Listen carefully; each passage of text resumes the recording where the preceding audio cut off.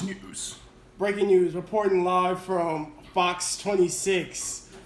We just got reports in about 2 kids stranded in a car during Hurricane Harvey. Let's go live to the scene. La la la la la. We're driving. Wow, it's raining really hard. It's raining really hard.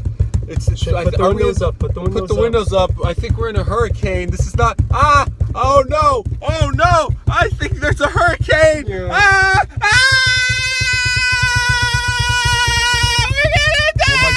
Oh my god! Drive! Look forward! Look forward! Oh my god! Oh no! Oh no! Oh my god! Oh my god.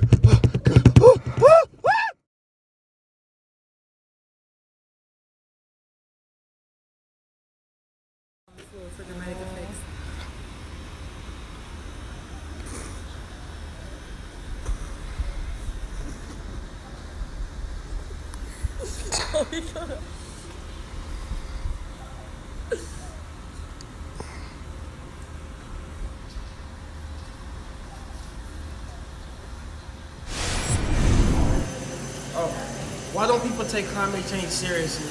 I feel like people don't experience the effects of climate change directly, so they can still go on with their daily lives and nothing's gonna directly affect them. How did Hurricane Harvey make you feel? I feel like it caused some damage to my family. We lost a lot of things. I had 5 feet of water in my house, and I just felt like it was sad to see a lot of things go, and I feel like my sister kind of had it worse than I did. She's 5, and so she was kind of emotionally attached to a lot of things at that age. So she saw her toys gone, and it was kind of hard for her to adapt to everything that was happening to our house and to our family and things. So what would change if there was more research invested in global warming? I feel like if we actually took the time to research, I don't think we can prevent the damage that we've done to the ecosystem, but we can't try to prevent from creating more harm to our ecosystem. We can try to slow down the process and eventually diminish it so that the process stops like it is now. We can try to find a way to work backwards to get back to where we were at first. Thank you, Gabby. So tell me, Gabby, if you were given $100 million, how would you use the money in terms of helping to prevent future global warming? I think we should have backup reserves where it comes to food, equipment, and shelters. We can build more places where we can house people in case we do have events like that.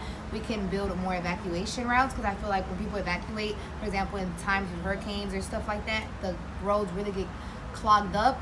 So you have to leave in 3 days in advance, and usually natural disasters aren't that easy to pre-plan ahead of time. So they change really fast. So I feel like we should have more equipment where it comes to feeding people, shelter, and evacuation.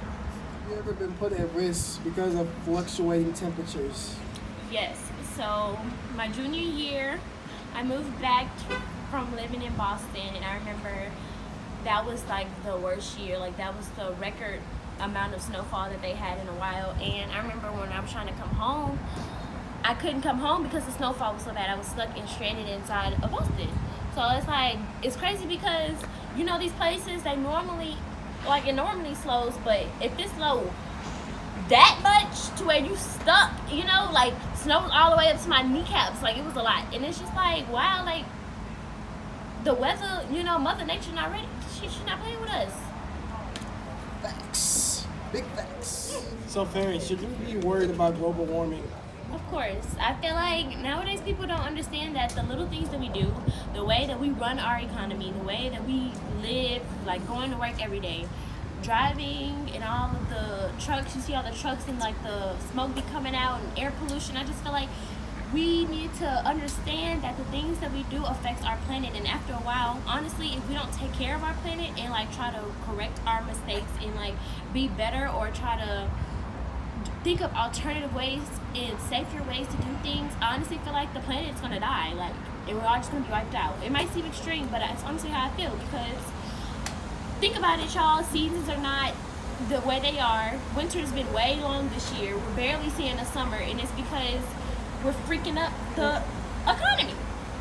I mean, not economy, environment.